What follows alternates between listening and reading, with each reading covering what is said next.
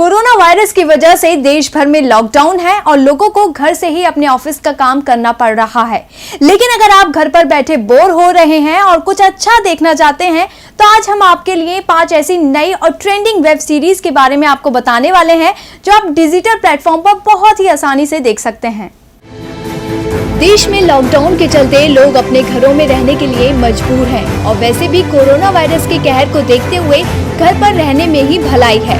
लेकिन घर पर बैठे बोर हो गए हैं तो इसका एक ही सबसे अच्छा इलाज है डिजिटल प्लेटफॉर्म असुर वूट। अर्शद वारसी ने इस वेब सीरीज के साथ डिजिटल प्लेटफॉर्म पर एंट्री मारी है। वूट पर असुर उपलब्ध है और इसमें कुल 8 एपिसोड्स हैं। भारत में बनाई गई वेब सीरीज में अब तक की ये सबसे बेहतरीन वेब सीरीज में से एक है।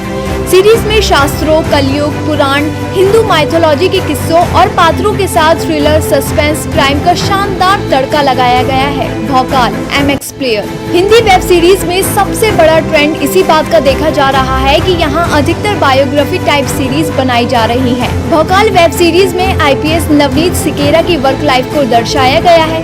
इस सीरीज में दिखाया गया है कि उत्तर प्रदेश में किस तरह सिकेरा ने कई गिरोह और गैंग का खात्मा किया है। बिल्कुल देसी अंदाज में बनी इस वेब सीरीज में मोहित राणा मुख्य किरदार में हैं।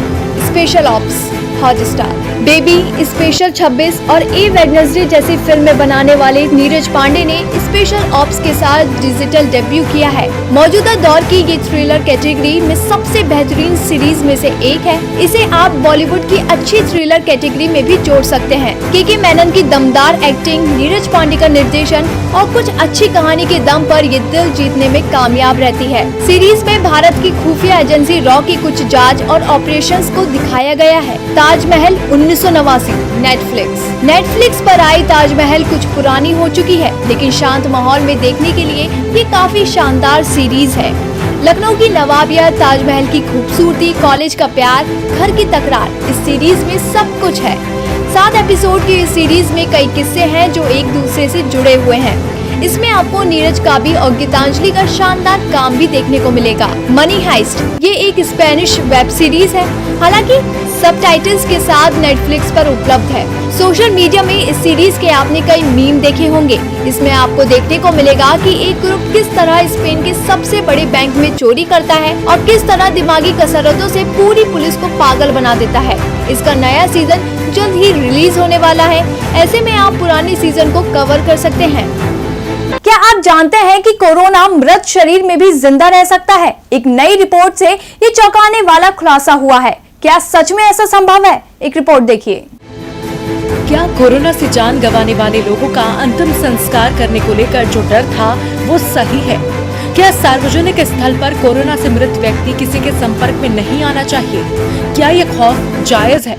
शायद हाँ, क्योंकि कोरोना वायरस को लेकर चौंकाने वाली रिपोर्ट सामने आई है, जिसमें बताया गया है व्यक्ति के मरने के बाद भी उसके शरीर में कोरोना वायरस जिंदा रहता है। लेकिन हाँ, उसके लिए मृतक के शरीर में फ्लूइड होना चाहिए, यानी कि कोरोना वायरस मरने के बाद भी किसी व्यक्ति के शरीर में तब तक ही जिंदा रह सकता है जब तक कि व्यक्ति के शरीर में फ्लूइड यानी तरल रहता है। किसी व्यक्ति की मौत के बाद अगर उसे दफना दिया जाए तो उसके शरीर का तरल खत्म होने में करीब 3 से 4 दिन लग जाते हैं, यानी 3-4 दिनों तक वायरस शरीर में रहता है। इस दौरान अगर किसी ने दफनाए हुए शख्स को निकाला और वायरस कैसे भी मुंह, आंख, नाक या खून के जरिए शरीर में घुसा तो उसका संक्रमित होना तय है।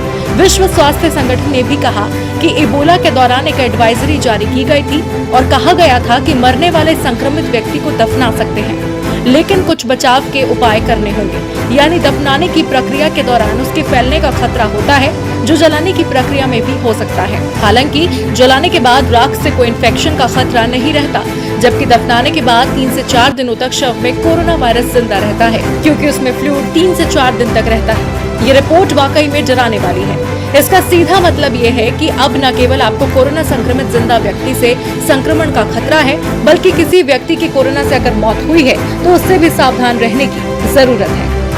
विश्व में महामारी बन चुके कोरोना वायरस के खिलाफ विश्व स्तर पर लड़ाई जारी है। अन्य देशों की मदद करने वाले देशों को संयुक्त राष्ट्र महासचिव एंटोनियो गुटेरेस ने सलाम किया है, जिसमें भारत भी एक है। रिपोर्ट देखिए। कोरोना महामारी और उससे जुड़ी हर एक गतिविधि पर विश्व स्वास्थ्य संगठन की पैनी नजर है। दुनिया भर में कैसे इस जानलेवा बीमारी से जंग चल रही है, कैसे इसकी रोकथाम सुनिश्चित की जा रही है, वो इंतजाम क्या हो जिससे लोगों की परेशानी में इजाफा न हो और उपचार की ओर उठाए गए कदमों पर WHO की नजर है। ऐसे में अन्य देशों की मदद करने वाले राष्ट्रों को संयुक्त राष्ट्र महासचिव एंटोनियो गुटेरेस ने सलाम किया है। गुटेरेस का ये बयान ऐसे समय में आया है जब हाल ही में भारत ने अमेरिका समेत कई देशों को कोरोना वायरस संक्रमण का संभावित उपचार मानी जा रही मलेरिया रोधी दवा हाइड्रोक्सीक्लोरोक्विन की आपूर्ति की थी।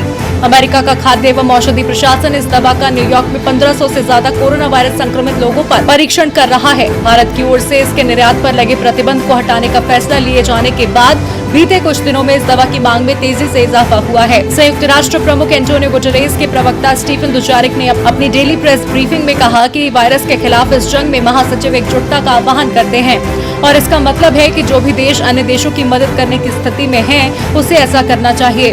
हम उन देशों को सलाम करते हैं जो ऐसा कर रहे हैं। आपको बता दें, भारत कोरोना वायरस से प्रभावित 55 देशों को सहायता और वाणिज्यिक के आधार पर हाइड्रोक्सीक्लोरोक्विन की आपूर्ति करने की प्रक्रिया में है। अमेरिका समेत कुछ अन्य देशों तक ये आपूर्ति पहुंच भी गई है। ऐसे महासंकट के समय में जरूरी भी है कि सभी देश एक दूसरे का साथ दें और इस महामारी के जाल से बाहर निकलें। कोरोना वायरस की दवा खोजने को लेकर वैज्ञानिक और डॉक्टर दिन रात लगे हुए हैं। दुनिया भर में बड़ी हाइड्रोक्सीक्लोरोक्विन की मांग के बाद अब एक और दवा की चर्चा हो रही है। देश और दुनिया में रोजाना नए नए शोध हो रहे हैं, चाहे वो वायरस के बारे में ज्यादा से ज्यादा जानकारी निकालने के लिए हो या उसके वैक्सीन और दवा से जुड़ी रिसर्च हो। इन सब के बीच यूनिवर्सिटी ऑफ शिकागो मेडिसिन के शोधकर्ताओं ने एक नए शोध में पाया कि कोविड-19 के इलाज में न केवल हाइड्रोक्सीक्लोरोक्विन कारगर है, बल्कि कोविड-19 के 125 मरीजों को एक और दवा दी गई है, जिससे उनकी सेहत में सुधार पाया गया है। ये दवा रेमडेसिविर है। दवा की शुरुआती सफलता को देखते हुए इसकी मांग और भी बढ़ गई है। आपको बता दें कि रेमडेसिविर दवा का इस्तेमाल इबोला के उपचार में किया गया था। अमेरिका की बायोटेक्नोलॉजी कंपनी गिलियड साइंसेज की तरफ से रेमडेसिविर दवा का क्लिनिकल परीक्षण किया जा रहा है और इसे प्रायोगिक दवा के तौर पर इस्तेमाल किया जा रहा है। कोरोना वायरस की प्रमाणिक दवा अभी तक नहीं बन पाई है। दुनिया भर में इस महामारी से बीमार और मरने वालों का आंकड़ा लगातार बढ़ता जा रहा है और ऐसे में रेमडेसिविर को कोविड-19 संक्रमण के उपचार में बहुत कारगर माना जा रहा है। शिकागो विश्वविद्यालय में कोविड-19 का इलाज करा रहे 125 मरीजों ने 2 चरणों में 3 क्लिनिकल परीक्षण में हिस्सा लिया और इस परीक्षण का आयोजन गिलियड साइंसेज की तरफ से किया गया था। इनमें से 113 मरीजों में कोरोना के गंभीर लक्षण थे। इस दवा के सकारात्मक असर से लोगों का बुखार कम हुआ और कुछ लोगों को वेंटिलेटर से भी हटा दिया गया। रेमडेसिविर का एक परीक्षण उन 2400 लोगों पर किया जा रहा है जिनमें कोरोना के गंभीर लक्षण हैं, जबकि दूसरा परीक्षण उन 1600 मरीजों पर किया जा रहा है जिनमें कोरोना के मामूली लक्षण हैं। ये दोनों परीक्षण मार्च में शुरू हुए थे और उम्मीद है कि मई तक इन्हें पूरा कर लिया जाएगा। विश्लेषक जेपी मॉर्गन ने इस शोध के डेटा को आशावादी बताया, लेकिन साथ ही इसके परिणामों पर भी नजर रखने के लिए चेतावनी दी है। कोरोना वायरस के बढ़ते खतरे को देखते हुए लोगों को लगातार जागरूक किया जा रहा है। साफ सफाई रखने के अलावा खान पान पर ध्यान देने और स्मोकिंग से दूर रहने की सलाह दी जा रही है, क्योंकि स्मोकिंग करने वालों को कोरोना का खतरा 14 गुना ज्यादा होता है। अगर आप स्मोकिंग करते हैं तो कोरोना वायरस सीधे आपके फेफड़ों पर वार करता है। इसका मतलब ये है कि आपके फेफड़े इतने मजबूत नहीं होते कि वायरस का मुकाबला कर सके और ऐसे में इसका नतीजा ये होता है कि आपको कोरोना इन्फेक्शन बहुत जल्दी होने के साथ आपकी रिकवरी के चांस भी बहुत कम होते हैं। स्मोकिंग लोगों को अति संवेदनशील बनाता है, जिससे उन्हें गंभीर रूप से कोरोना अपनी चपेट में ले सकता है और यह बात यूरोपियन यूनियन हेल्थ एजेंसी के एक अध्ययन में सामने आई है। European centre for disease control and prevention के डाटा के अनुसार स्मोकिंग करने वाले लोगों में कोविड-19 वायरस की जद में आने का सबसे ज्यादा खतरा रहता है।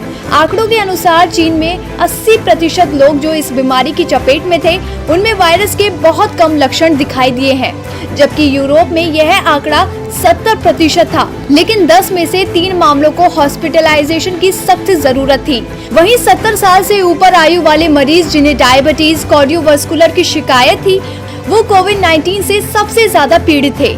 इन मरीजों में पुरुषों की संख्या सबसे ज्यादा थी। स्मोकिंग करने वाले ज्यादातर लोगों को इस बीमारी के लक्षण के रूप में सांस लेने में तकलीफ की सबसे ज्यादा शिकायत देखी गई। बुजुर्गों की तुलना में स्मोकिंग करने वाले लोगों की मौत में तेजी से इजाफा हुआ। सिगरेट और तंबाकू को दिल की बीमारियों के मुख्य कारणों में गिना जाता है। रिसर्च में ये भी सामने आया कि कोरोना वायरस के जिन मरीजों को दिल की बीमारियां थी, उनमें कोविड-19 के लक्षण तेजी के साथ गंभीर स्थिति में पहुंच गए और मौत का खतरा और भी बढ़ गया। उत्तराखंड और गुजरात राज्य का कोई सीधा लेना देना नहीं है। गुजरात से ना तो उत्तराखंड की सीमाएं लगती हैं, न ही गुजरात के साथ ट्रेड में कोई विशेष छूट उत्तराखंड को मिलती है। बावजूद इसके गुजरात को लेकर इन दिनों उत्तराखंड की सरकार विपक्षी पार्टियों की तल्ख बयानबाजी की शिकार हो रही है। दरअसल पूरा विवाद देशबंदी लागू होने के बाद गुजरात के नागरिकों को उत्तराखंड से उनके घर तक पहुंचाने को लेकर है। विपक्षी दलों का आरोप है 23 मार्च को केंद्र सरकार ने पूर्णबंदी घोषित कर दी थी। अचानक लागू हुए बंद के चलते 50 से ज्यादा गुजरात के नागरिक उत्तराखंड में फंस गए थे। 25 मार्च को इन नागरिकों को स्पेशल बसों के जरिए उत्तराखंड से गुजरात के लिए रवाना किया गया। इसी बात को लेकर राज्य की मुख्य विपक्षी दल कांग्रेस ने बीजेपी सरकार को आड़े हाथों लिया है। कांग्रेस का आरोप है कि अगर उत्तराखंड से कोई बस गुजरात यात्रियों को छोड़ने जा सकती है, तो फिर दूसरे राज्यों में फंसे उत्तराखंड के लोग वापस क्यों नहीं आ सकते। कांग्रेस प्रदेश अध्यक्ष प्रीतम सिंह का कहना है, गुजरात क्या कोई अति विशिष्ट राज्य है। प्रीतम सिंह का कहना है कि दिल्ली, हरियाणा, राजस्थान, उत्तर प्रदेश में उत्तराखंड के तमाम लोग फंसे हैं। सरकार को ऐसे परेशान लोगों को निकालने की व्यवस्था करनी चाहिए। वहीं बीजेपी का कहना है कि कांग्रेस को ऐसे वक्त पर राजनीति नहीं करनी चाहिए। सरकार के प्रोटोकॉल मंत्री धन सिंह रावत का कहना है, राज्य सरकार अपने नागरिकों की सुरक्षा और व्यवस्था को लेकर दूसरे राज्यों की सरकारों और शासन के संपर्क में है। कांग्रेस को इस मुद्दे पर राजनीति नहीं करनी चाहिए। आपको बता दें, फर्स्ट फेज की तालाबंदी की शुरुआत में उत्तराखंड परिवहन की बस करीब 50 लोगों को लेकर गुजरात छोड़ने गई थी।